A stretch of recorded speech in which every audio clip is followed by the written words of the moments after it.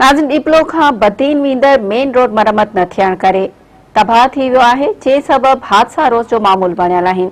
उन हवाले सां ॾिसूं था सैयद शफ़क़त हैदर जी ही रिपोर्ट। डिपलो खां बदीन वींदड़ रोड मुकमल तौर ते तबाह थी चुको आहे। रोड जे अंदर खॾा पवण जे करे हादसा रोज़ जो मामूल बणियल आहिनि।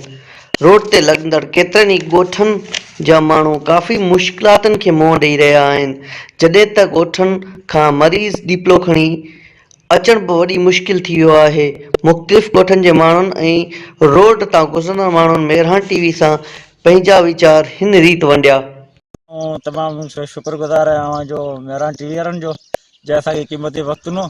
साईं मुंहिंजा हीउ रोड असांजो थरपारकर जो तमामु पहिरियों रोड आहे, जेको असांखे ॿिनि ज़िलनि खे मिलाइण वारो आहे, बदीन ऐं थरपारकर खे।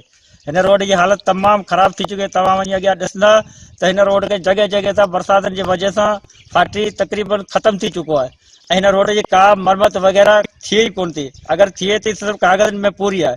हीउ रोड जेको आहे तक़रीबन मोहतरमा बेनज़ीर भुट्टो जो तोहफ़ो आहे, जेको तव्हां वञी ॾिसंदो जॻह जॻह तां बरसातनि में जेको ॿोॾि जे वजह सां लटाइणो हो उहो बि टुटी ख़तमु थी चुको आहे ऐं का मरम्मत वग़ैरह न थी आहे।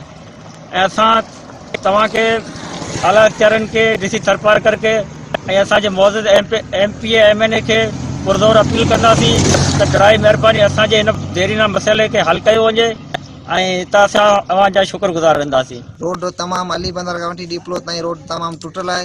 रोड की हालत तमाम ख़राब है। माण्हुनि खे आमद के हवाले से तमाम तकलीफ़ महसूस थिए थी। 2008 खां वठी कंहिं क़िस्म जी मरम्मत कोन कई वई है।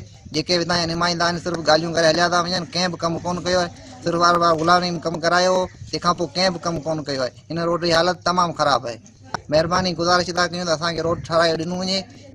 ये रोड बदीन खां डिपलो ताईं तमामु ख़राब ऐं टुटी चुको आहे। इन जे लाइ मरीज़नि खे अचण वञण जी तमामु तकलीफ़ घणी आहे ऐं तमामु मरीज़ वीचारा परेशान हूंदा आहिनि। उन जे लाइ तव्हांखे गुज़ारिश कयूं था त महिरबानी करे असांखे रोड ई ठाराए ॾिनो वञे ऐं साहब ग़ुलाम नबी जे वक़्त में तमामु कमु सुठा हलिया आहिनि। सभु जेको आहे 2 नंबर जो कमु पियो हले।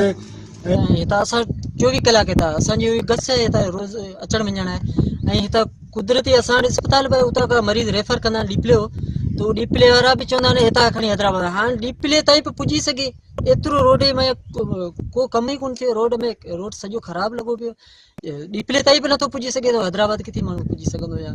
असांजो तमामु खंडर लॻो पियो आहे। रोड असांखे ठाराए ॾिनो वञे। असांखे मरीज़ पहुचण में डिपले में तमामु घणी तकलीफ़ लॻे थी, तंहिंजे करे असांजो रोड ठारायो वञे।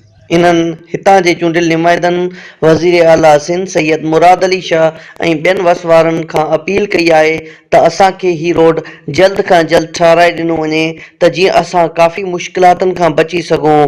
कैमरामैन नजफ़ फ़कीर सां गॾु सैयद शफ़क़त हैदर, मेहरान टीवी, डिपलो।